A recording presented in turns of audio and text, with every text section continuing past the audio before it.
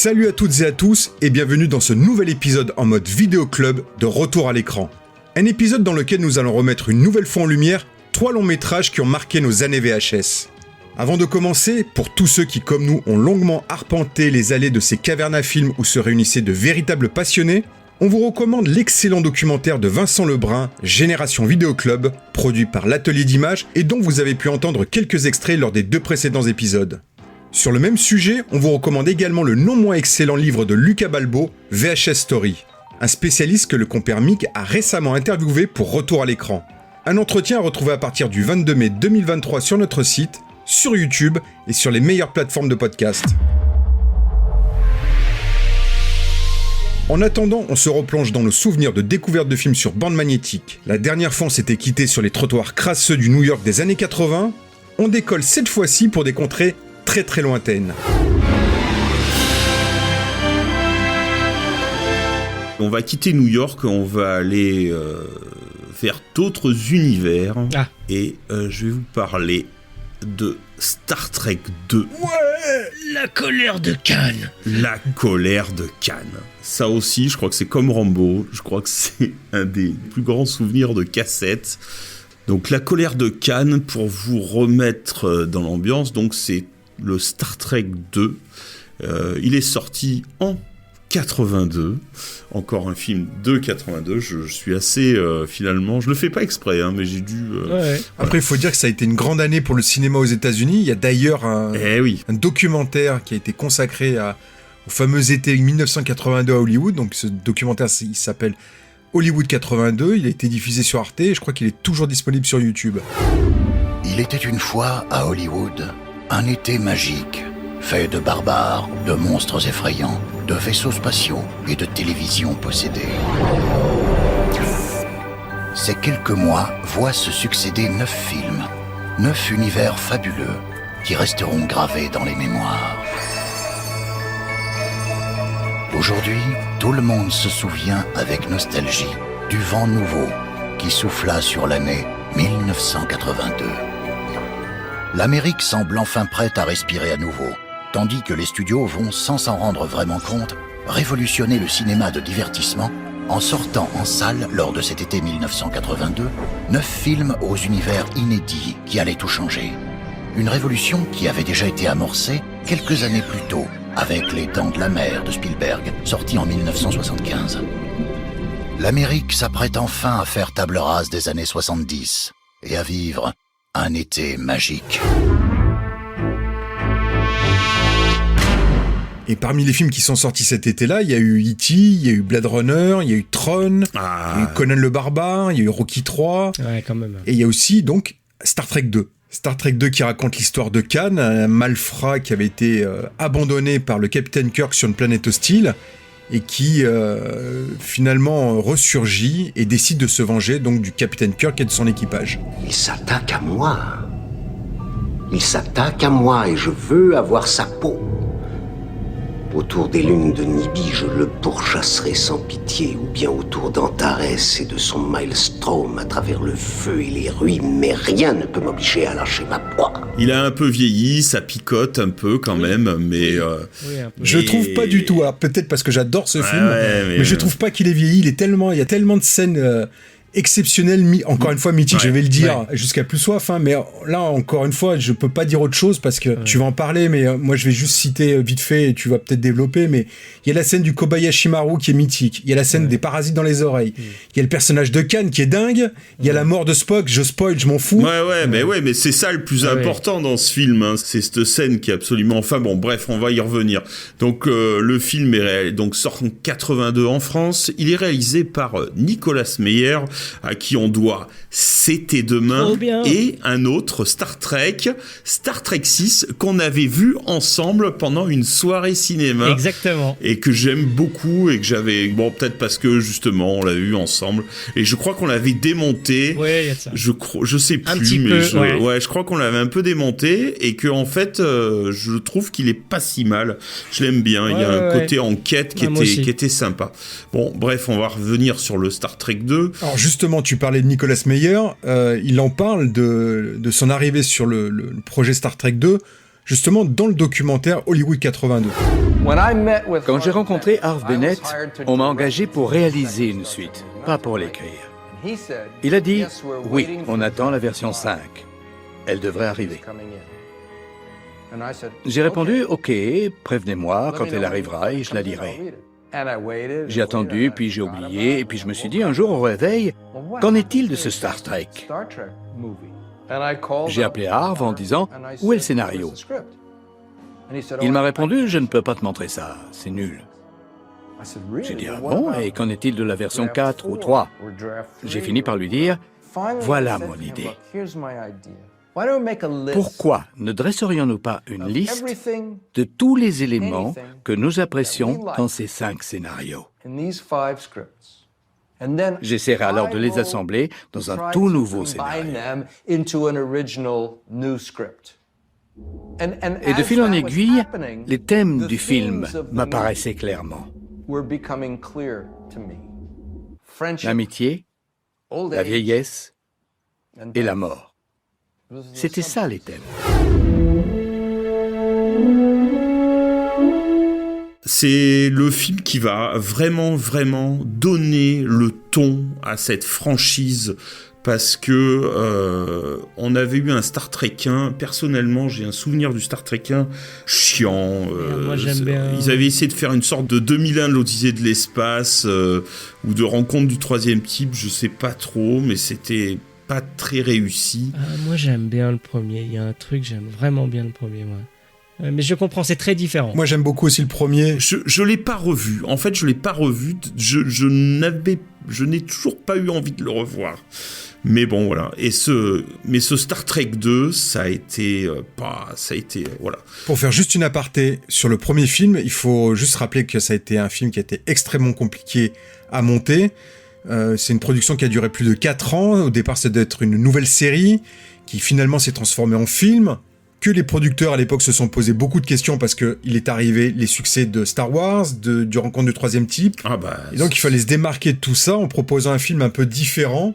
Et c'est vrai que le film est planant, métaphysique, mystique. Le film pose justement la question de notre propre création. Et d'ailleurs, ça quelque part, il rejoint justement, comme tu le disais tout à l'heure, 2001.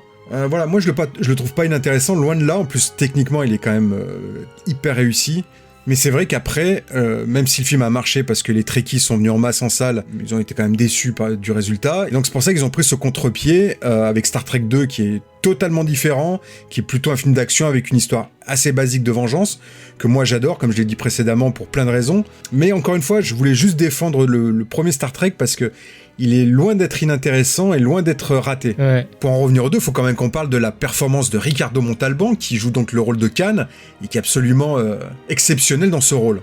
Et il en a fait un des plus grands méchants de l'histoire du cinéma, à mon sens. Et qui reprend en fait son rôle du 22e épisode de la première saison, donc en 1967, et qui jouait déjà donc le rôle de Khan, et qui avait été abandonné sur cette planète. Et l'épisode s'appelle Les Derniers Tyrans. Khan, c'est un vrai personnage de pirate, parce que Star Trek 2, en fait, c'est un film de pirate, et un film de bataille de vaisseaux.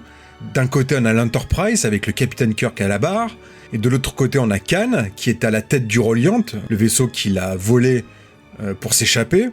Et le film se résume donc à beaucoup de scènes d'action entre deux vaisseaux qui s'attaquent. Ouais, oui. Alors oui, il n'y a pas que ça dans le film, hein. Il y a aussi toute l'histoire autour du projet de Genesis. Alors, je ne vais pas raconter en détail, mais c'est un projet de régénération Une planète. pour rendre des planètes habitables. Enfin, d'un écosystème. Voilà ce qu'est en gros Genesis.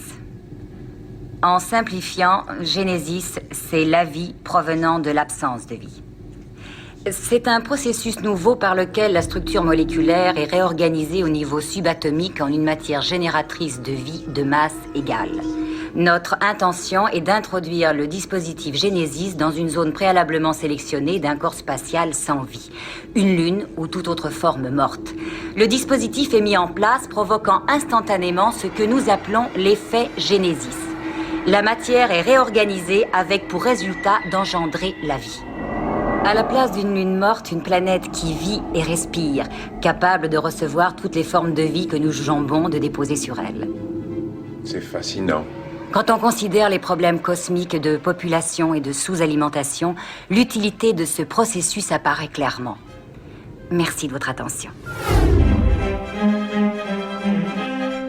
Un projet qui fait d'ailleurs écho aux préoccupations environnementales actuelles, mais le film il se focalise finalement plus sur la rivalité entre le capitaine Kirk et Khan. Le but que je poursuis est simple. Je veux me venger, amiral. J'ai privé votre navire de puissance et quand j'aurai viré de bord, j'ai l'intention de vous priver de votre vie.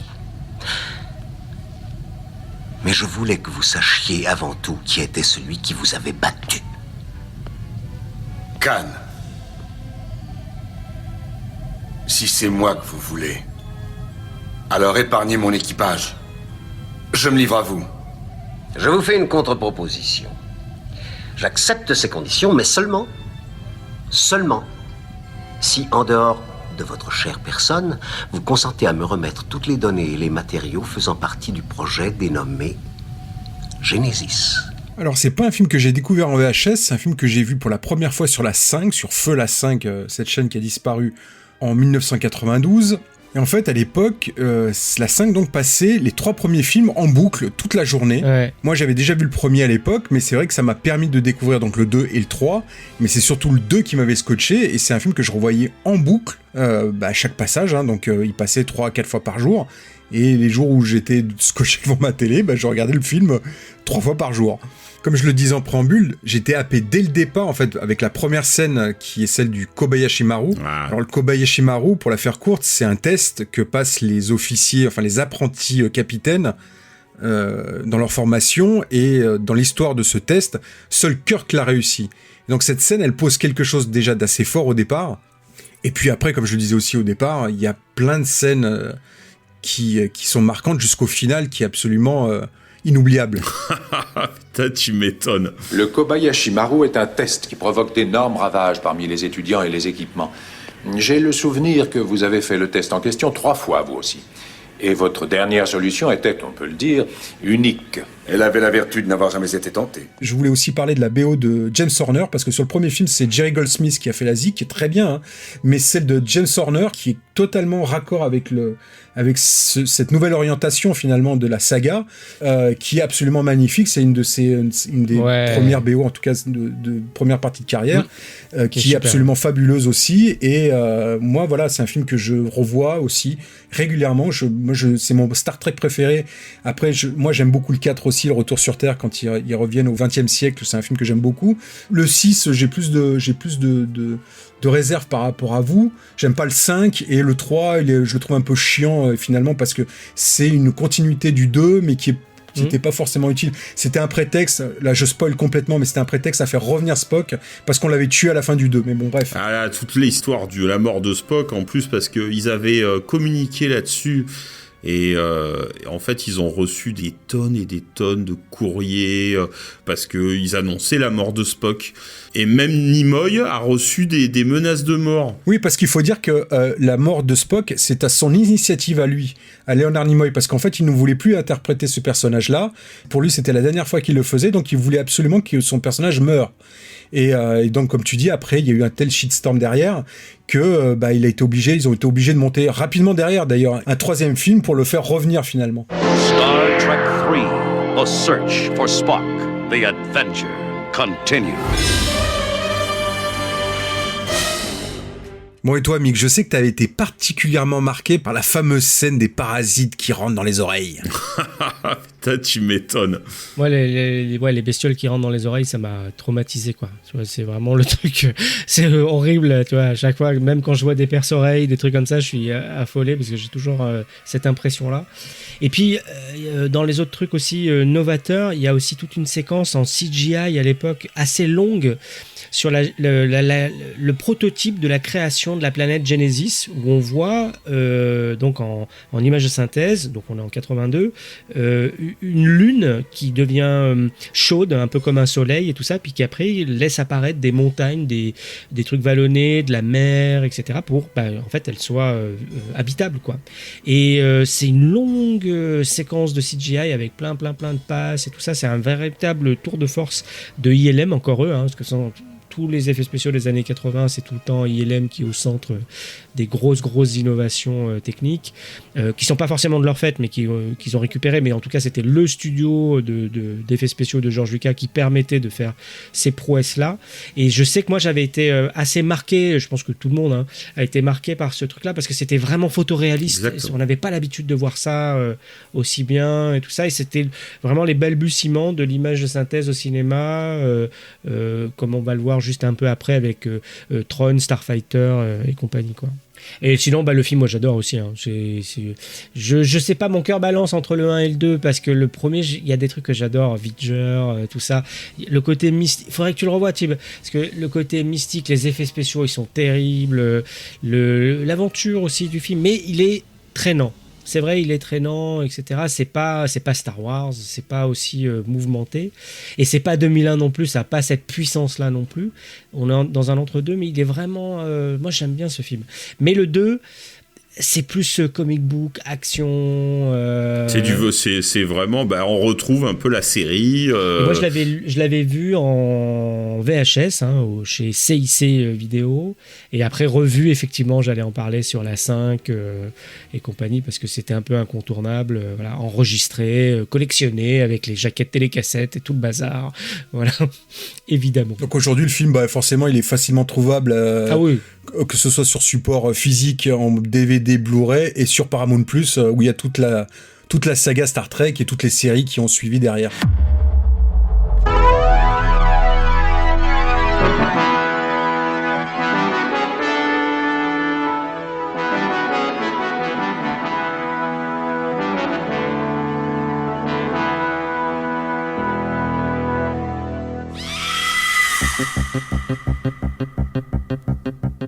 Et bien là, on va aller directement en Italie pour parler d'un film que j'aime beaucoup, évidemment, et je pense que vous allez en parler aussi. C'est un film qui, en italien, s'appelle Deliria, et qui est connu sous le nom de Bloody Bird en France. Et c'est un film réalisé par Michele Soavi en 87. Il est même sorti le 11 mars 87, sur un scénario de George Eastman, qui est l'Anthropophagus, pour les connaisseurs, un truc d'horreur un peu moche, où le mec finit par se manger lui-même. Et puis produit par Joe D'Amato, grand réalisateur devant l'éternel, de cinéma qui tâche italien lui aussi. Et qui s'est spécialisé en fin de carrière dans le cinéma X. Ah mais ok, il s'est encanaillé, le petit. Des titres. Je les ai pas en tête, je t'avoue. Menteur. D'ailleurs, tu parlais de George Eastman, alias Luigi Montefiore, qui incarnait l'anthropophage qui se mange lui-même. Et donc ce film, lui-même été réalisé par Joe D'Amato. Alors de quoi ça parle, Bloody Bird ? En gros, il y a un tueur qui vient de s'échapper d'une clinique psychiatrique, et il arrive dans un théâtre. Et on est en pleine répétition d'un spectacle. Il y a une sorte de ballet contemporain comme ça. Et il va tuer la costumière. Et le metteur en scène va vouloir tirer profit du meurtre, parce qu'ils vont se rendre compte qu'il y a eu cette nana, elle est morte, et il se dit tiens, ça va être une super publicité pour mon spectacle. Et donc en fait secrètement il enferme toute l'équipe et lui-même dans le théâtre pour les répétitions, mais lui il ne sait pas que le tueur rôde encore, et c'est un tueur qui dans le courant du film va porter une grosse tête de hibou assez impressionnante, et qui met mal à l'aise, quoi.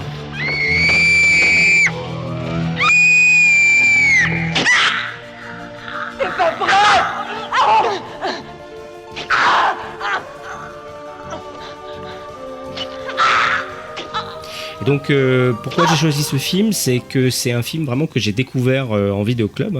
Oui, pourquoi ? Parce que je l'ai découvert en vidéoclub, toujours chez ma grand-mère, un samedi soir. Je crois que c'était mon oncle qui avait dû me le louer pour moi, je crois, ou un truc comme ça. Et rétrospectivement, c'est un peu le chaînon manquant entre le giallo et slasher, en fait. Le giallo, thriller transalpin, illustré par Mario Bava et Dario Argento, et puis le slasher, Vendredi 13 et compagnie. Globalement, on est à la croisée des deux, c'est-à-dire qu'il y a vraiment des effets de style comme dans le giallo italien, c'est-à-dire vraiment des mouvements de caméra, des sensations un peu étranges, des lumières bariolées, de la musique qu'on peut aimer ou pas, et puis une envie aussi de découdre du Jones assez fréquemment, quoi. Et il y a des ambiances vraiment étonnantes.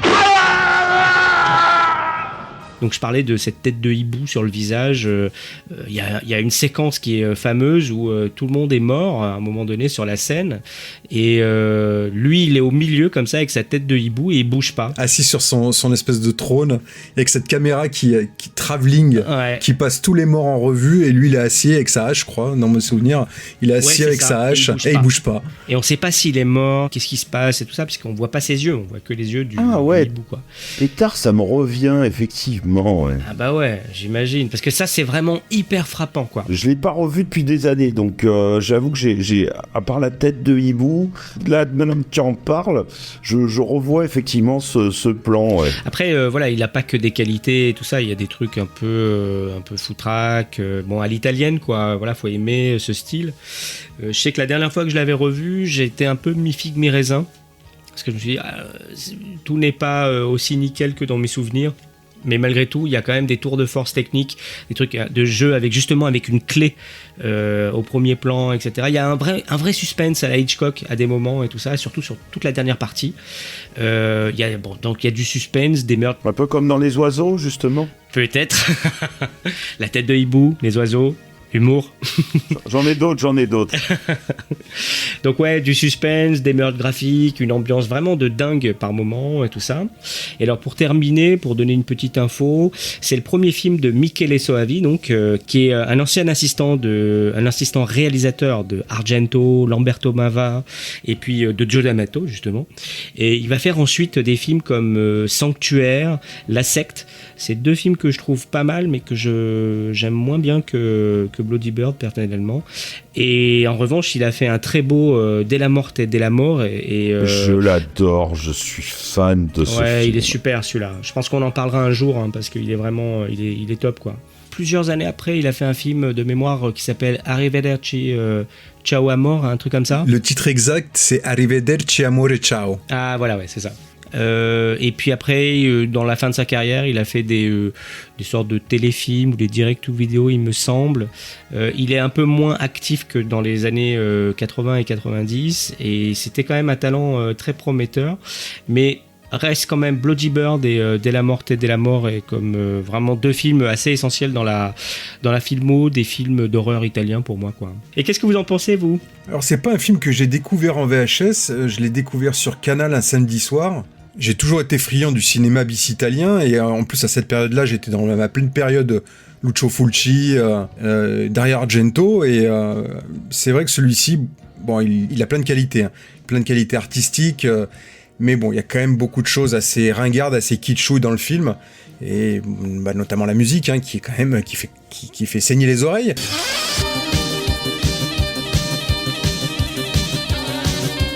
Mais non, sinon, ouais, c'est un film c'est une petite série B sympa, qui passe très vite, qui passe très bien. On sent quand même les moyens sont quand même assez limités, ça se sent tout le long du film. Mais non, ça se laisse bien regarder, c'est un bon slasher. Pareil. C'est bien violent, en tout cas quand on est amateur de ce genre de film, on passe un bon moment. Et justement, quand on le voit, on se dit qu'avec des moyens en plus, on sent que Soavi s'est démerdé avec le peu de budget qu'il avait, et finalement il se démerde plutôt bien parce qu'il y a beaucoup de trouvailles visuelles, comme tu le disais, mais avec des moyens en plus et surtout un meilleur casting, parce que vraiment ils jouent tous comme des patates dans ce film. Ça aurait pu être un vrai grand film d'horreur, un grand slasher, quoi. Je fais juste une aparté sur George Eastman, qui est à la base un acteur. Donc on le disait tout à l'heure, c'est celui qui incarnait l'anthropophage dans le fameux film de Joe D'Amato, et c'est lui-même qui se cache derrière le masque de hibou. Alors, vous m'énervez depuis, je suis désolé, je vais faire mon ornithologue, mais c'est pas un hibou, c'est une chouette, je vous le dis comme ça. C'est une chouette. Bon, parce que ça c'est des trucs qu'à un moment il va falloir arrêter. C'est une chouette effrayée même. Alors sous le masque de la chouette donc se cache George Eastman. Ça, je savais pas que c'était lui sous le masque. Alors, George Eastman, c'était l'acteur fétiche de Joe D'Amato, donc celui qui produit ce Bloody Bird. Et parmi tous les films qu'ils ont tournés ensemble, il y en a un qui s'appelle Horrible. Horrible, ouais, bah oui. Le titre anglais, c'est Absurde, ce que vous voulez. Alors, pourquoi je parle de ce film ? C'est parce qu'en fait, il y a beaucoup de similarités entre Bloody Bird et Horrible. Parce que Horrible, en fait, c'est l'histoire d'un homme, pareil, très imposant, qui est un fou, qui s'échappe d'un hôpital psychiatrique et qui va perpétuer un nombre conséquent de meurtres, tous plus horribles, donc, les uns que les autres. Le film est extrêmement gore, et moi, je dirais presque que Horrible est un peu la préquelle, finalement, de Bloody Bird. Parce que ça pourrait être le cas, hein. Le mec s'échappe de l'hôpital, il tue tout le monde sur son passage, et ensuite il pourrait débarquer dans cette salle de théâtre, de répétition de théâtre, et ça pourrait être la suite, quoi. Bref, tout ça pour dire que Bloody Bird, c'est un peu l'un des derniers films de cette période de l'exploitation, des films d'exploitation italiens qu'on pouvait voir qui pullulaient dans les salles au début des années 80. Parce qu'après, avec la montée en puissance de la télévision, notamment celle de Berlusconi, en fait, le cinéma, il a été un peu délaissé, même complètement délaissé en Italie. Et donc, tout ce cinéma-là a disparu, tous ces films de genre ont peu à peu disparu, et il y a plein de réalisateurs qui ont été obligés, comme Lamberto Bava, à aller travailler à la télévision pour faire des téléfilms. Sinon, il y avait plus de boulot, quoi. Et toi, Tib ? Alors moi, je m'en souviens plus trop, mais j'avais quand même je me rappelle quand même une ambiance d'un truc quand même assez efficace quand même, avec une qualité graphique assez prononcée. Donc, et puis bon, c'était pas débile au niveau des réactions des personnages. Et puis rien à faire. Ce masque de chouette effrayé est absolument magnifique. Je sais pas comment, si c'est fait vraiment avec des plumes et tout, on dirait vraiment, parce qu'il est beau. Il est gros, il est imposant, c'est étonnant. Bon, le mec devait vraiment rien voir là-dedans. Mais je reviens juste sur Michele Soavi. Donc c'était son premier film, comme tu l'as dit. Et en fait, il était un peu effrayé avant de le faire, mais comme en fait on l'a un peu poussé à le faire, à lui dire allez vas-y fais-le, t'as été assistant réel, c'est entre guillemets c'est ton moment. Il s'est lancé, mais il est quand même allé un peu en freinant. Et toujours à propos de Michele Soavi, en fait, avant d'être assistant réalisateur, il était acteur en fait. Et on l'a vu, il jouait énormément de petits rôles dans des séries B italiennes, dans des films de genre italiens et des films d'horreur et des films d'action. On l'a vu notamment dans Frayeur de Lucio Fulci, on l'a vu dans Cobra de Enzo Castellari, il y est dans Horrible de Joe D'Amato aussi. Bref, il est dans toute cette... il a un petit rôle aussi dans Blast Fighter, l'exécuteur de Lamberto Bava. Voilà, il était en fait, c'était quelqu'un qui traînait beaucoup dans ce milieu du cinéma de genre italien, d'horreur, d'action italien, qui était très prolifique à la fin des années 70 et au début des années 80. Mais il y a un truc qui est vraiment... très sympa, c'est que comme c'est dans le milieu du spectacle, on voit aussi un peu de danse, il joue avec ça, c'est vachement sympa, parce que finalement il n'y a pas tant de films comme ça qui mêlent horreur et ça. Alors vous allez me sortir Phantom of the Paradise évidemment, mais justement on n'en a pas parlé, mais Bloody Bird c'est clairement inspiré en tout cas Soavi c'est clairement inspiré de Phantom of the Paradise pour ce film. Mais il y a quand même une patine sur le film assez intéressante. Alors quand je l'ai découvert, moi, je faisais pas la différence entre un très bon film et puis Démon 1 et Démon 2 par exemple. Donc voilà, c'est après coup que j'ai commencé à voir quand même qu'il y avait quand même des petites scories.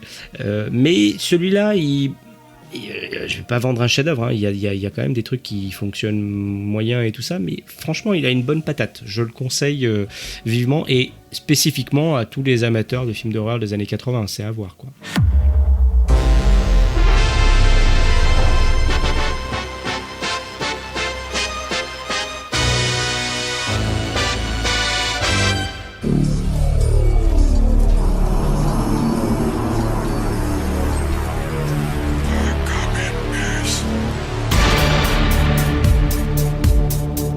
Alors moi, je vais vous parler d'une série B américaine, une série B de science-fiction qui s'appelle Dark Angel. Ouais.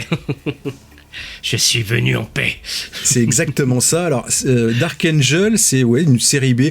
C'est un film un peu foutraque parce que c'est un buddy movie avec du fantastique, de la comédie, de l'action. C'est hyper foutraque. Donc, c'est avec Dolph Lundgren en vedette, qui est un coéquipier qui est joué par Brian Benben. Alors, je vous résume rapidement l'histoire. Il y a un méchant extraterrestre qui débarque sur Terre.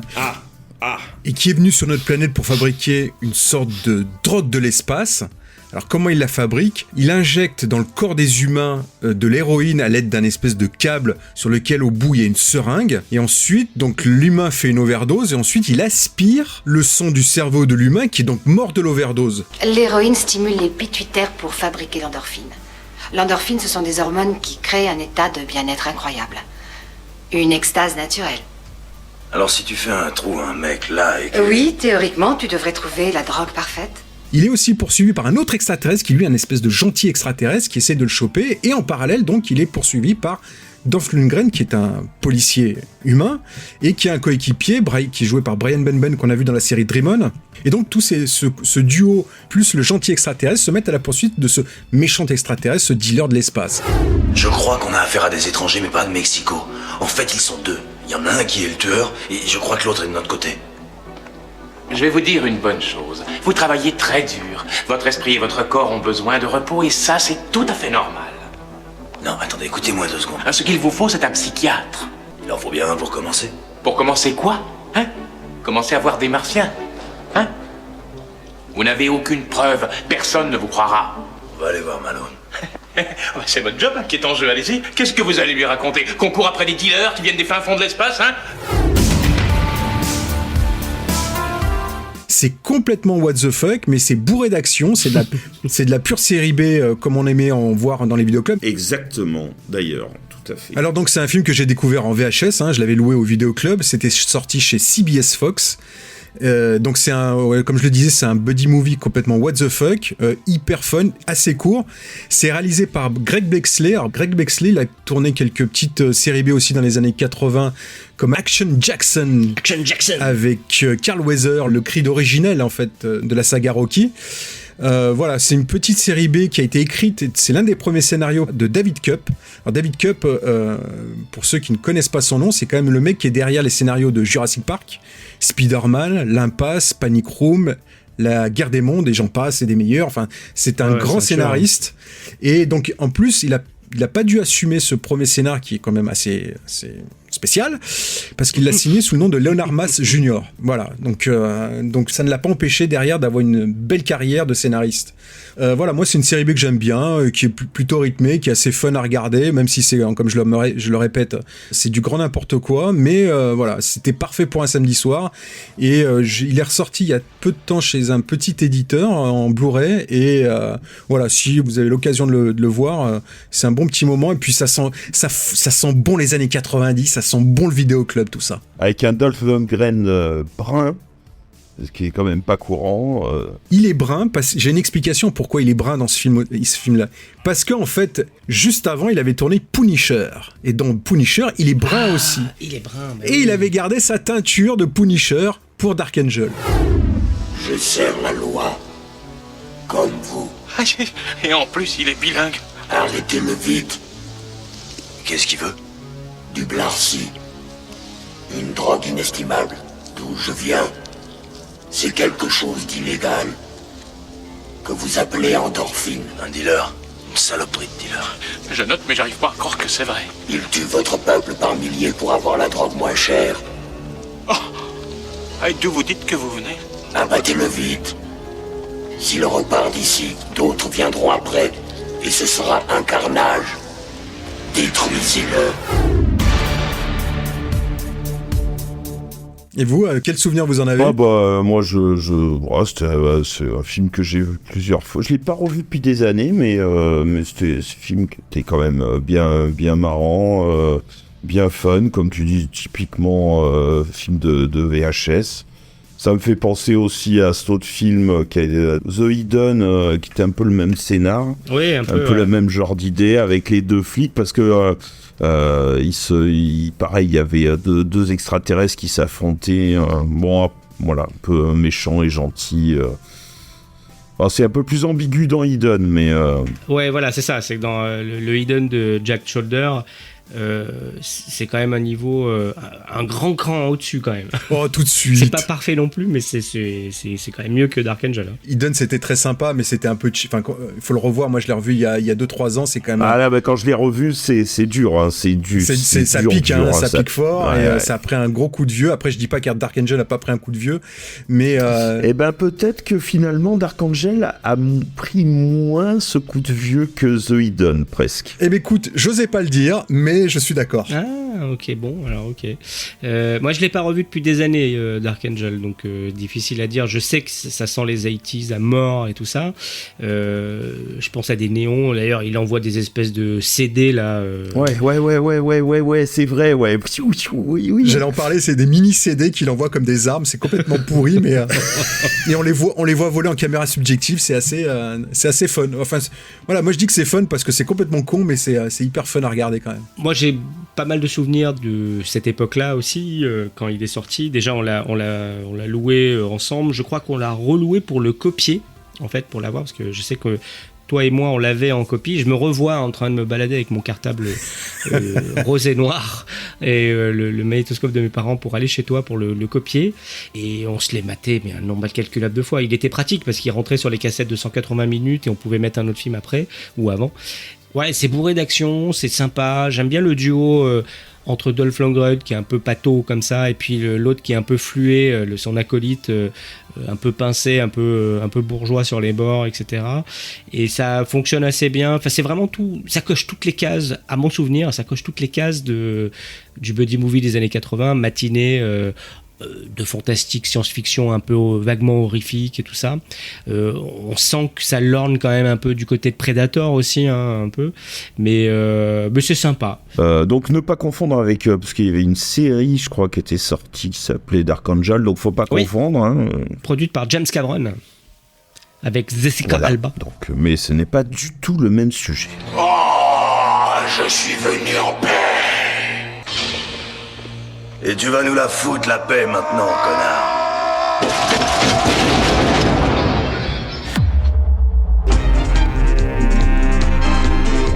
Voilà, on ferme provisoirement les portes de notre vidéoclub, mais on se retrouve très vite pour un nouveau retour sur des films qui ont marqué nos années VHS.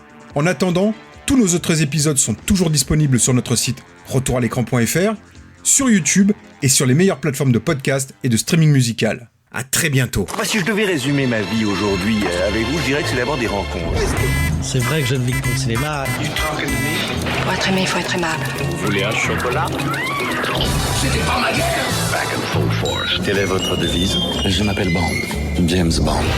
Vous délirez totalement là. C'est ça qui permet de voyager à travers le temps. La vie a plus d'imagination que nous. J'espère que je ne vous apprends rien. Vous êtes un mélancolique. Mélancolique, mon cul.